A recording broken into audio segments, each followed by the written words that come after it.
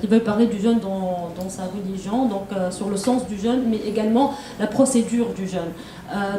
Il a dit que la Torah avait préconisé un seul jour de jeûne à la base, qui est celui de Yom Kippour, et que l'histoire a fait que les rabbins, au fil de l'histoire, avaient préconisé d'autres jours de jeûne. Parce qu'il existe en fait plusieurs types de jeûnes.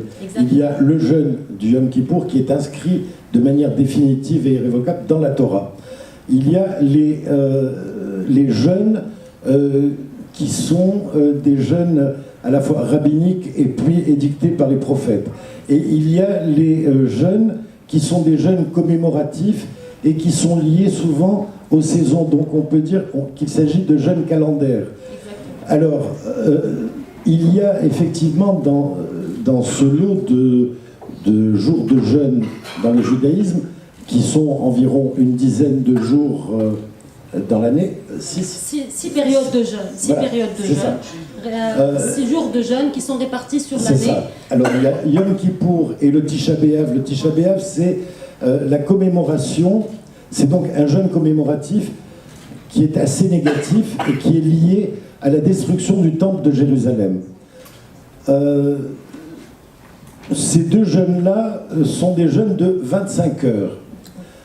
Ensuite, les autres sont des jeûnes aussi commémoratifs ou alors des jeûnes de renforcement de lien avec Dieu.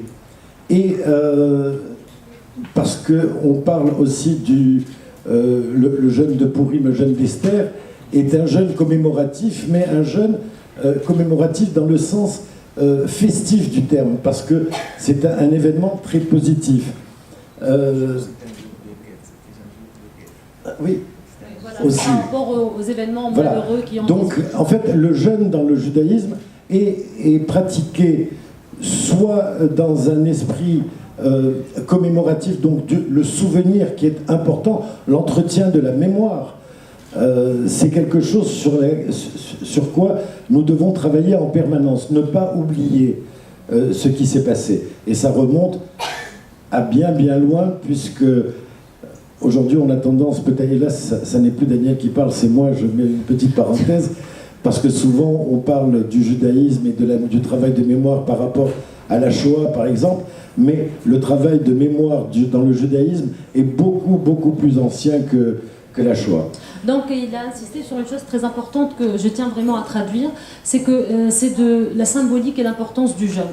C'est-à-dire que pendant une période de jeûne, M. Cohen a dit qu'on se sentait faible, parce qu'on ne buvait pas et qu'on ne mangeait pas. Et ça renforçait l'importance et la grandeur de Dieu. Donc l'homme se retrouve tributaire d'un bout de pain ou d'un verre d'eau. Il est affaibli par l'absence d'un bout de pain et d'un verre d'eau et ressuscité par un bout de pain et un verre d'eau. Donc c'est quelque chose de très important que de rappeler cette faiblesse de l'homme face à la grandeur de Dieu, mais c'est aussi pour tirer des leçons. Donc maintenant je passe la parole à Monseigneur Ilario Antoniazzi, qui est l'archevêque de Tunis et qui va nous parler du jeûne, de la symbolique du jeûne dans le catholicisme. Alors, bonsoir à tout le monde. قبل كل شيء أريد أن أهني إخوة المسلمين بمناسبة الأعياد رمضان. إن شاء الله رمضان مبارك ويكون خير وبركة لجميع الناس. رمضان الأعياد الموجودة في تونس ليست فقط للمسلمين، هي للجميع، لأنه يوجد شعب واحد هنا وليس أكثر، وعيد المسلمين هو عيد المسيحية وعيد المسيحية هو عيد المسلمين. فنتمنى لكم عيدا مباركا مقدسا إن شاء الله خير وبركة للجميع. وبعد زي ما بيقولوا. On m'a demandé de parler en français, eh bien on y va. Alors, on m'a demandé de présenter les jeunes dans le christianisme. Vous savez, c'est très facile dans le christianisme, il n'est pas si compliqué de dire comment les chrétiens jeûnent. Il doit faire 1, 2, 3, 4, il n'est pas aussi compliqué que cela. Mais ce qui est plus important pour moi, c'est de dire pour quel motif on jeûne, nous les chrétiens, quel est le motif? C'est ça qui est important. Autrement, les jeûnes, c'est quelque chose de vide. On ne jeûne pas pour les jeunes. Ça n'a aucun sens. Mais on jeûne pour des motifs qui doivent être tout à fait religieux. Tout d'abord, il ne faut pas oublier que l'homme est un composé de corps et âme. Il doit se nourrir avec des aliments matériels, mais aussi avec nourrir son âme, avec, appelons-les, une nourriture spirituelle aussi. Et alors, naturellement, nous prenons toute notre force pour les jeûnes de l'Évangile. Tout d'abord, nous jeûnons parce que le Christ il a jeûné. Il a jeûné 40 jours. Le carême pour nous, c'est un jeûne de 40 jours comme le Christ a jeûné. Il a jeûné surtout il jeûnait chaque fois qu'il devait commencer ou faire ou accomplir des choses importantes. Par exemple, avant de choisir les disciples, il a jeûné.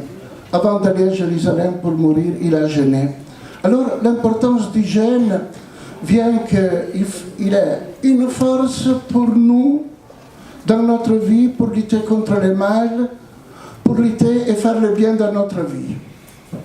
Moi, c'est William. J'aimerais remercier les organisateurs de cette conférence et de cette série de séminaires.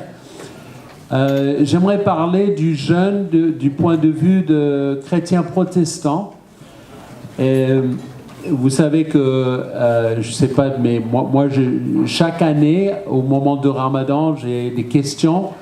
On me dit « Intisayim » comme ça. Et puis quand je réponds, on me dit « Mais et vous les chrétiens, est-ce que vous jeûnez ?»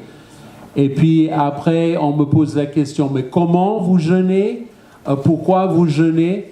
Et donc au début de cette année, dans le mois de Ramadan, j'ai dit, bon, moi je vais imprimer les versets bibliques pour donner à ces amis qui posent cette question. Donc j'ai fait imprimer certains versets bibliques du livre de Ésaïe, chapitre 58, et aussi de l'évangile de Matthieu, ce que Monseigneur Hilario il a fait mentionner tout à l'heure.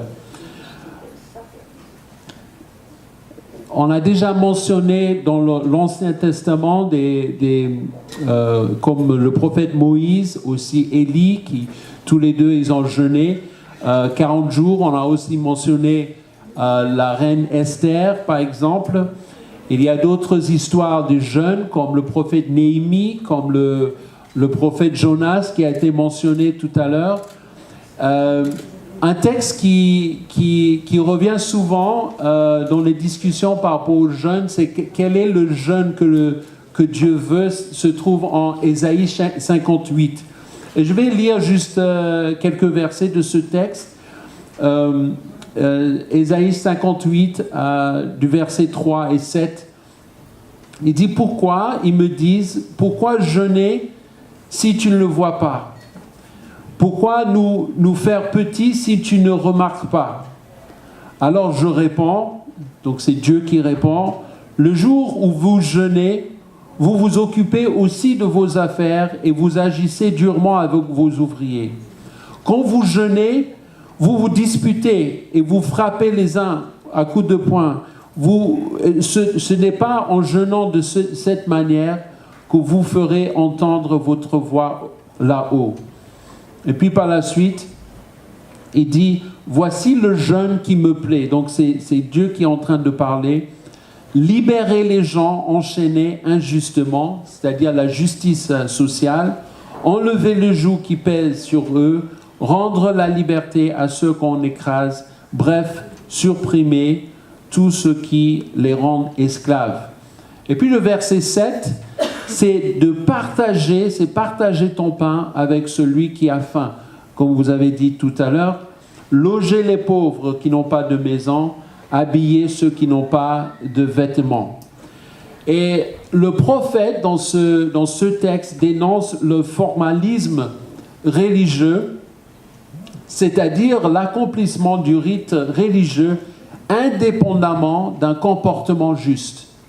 Donc nous commencerons par le Cheikh Lotfi Chandani, qui est président du Centre international du dialogue civilisationnel, et M. Mohamed Bemoussa, qui est représentant du bureau d'information de la communauté Baha'i en Tunisie. تحية من قلب ينبض بالحب والسلم والسلام، تحية لدار الذكرى الجمعية على هذا اللقاء الأخوي الذي جمع بين الأديان، الديانة اليهودية والديانة الإسلامية والمسيحية والبهائية. فلننتقل إلى الصوم في الديانات. الصوم هو يصوم الإنسان كما أمره الله، كما أمره الباري.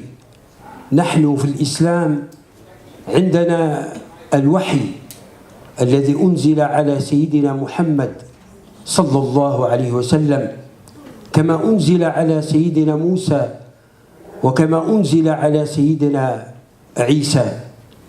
القرآن يقول في سورة البقرة: يا أيها الذين آمنوا كتب عليكم الصيام كما كتب على الذين من قبلكم لعلكم تتقون أياما معدودات فمن كان منكم مريضا أو على سفر فعدة من أيام أخر وعلى الذين يطيقونه فدية طعام مساكين فمن تطوع خيرا فهو خير له وأن تصوموا خير لكم إن كنتم تعلمون.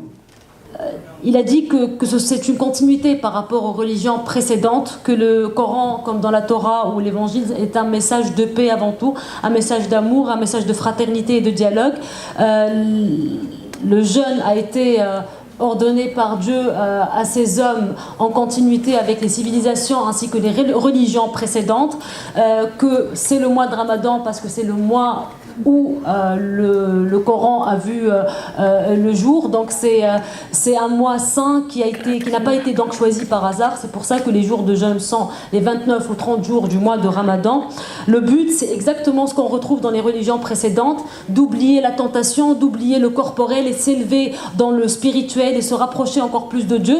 Donc jusqu'ici, c'est vraiment un message qui revient dans les différentes religions. Donc il a aussi mis en exergue la souplesse de la religion musulmane par rapport aux jeunes qui dispensent le malade, qui dispensent le voyageur et qui parfois donnent la possibilité de donner quand on n'a pas la possibilité physique de jeûner, de remplacer cela par de la générosité, pardonner à son prochain.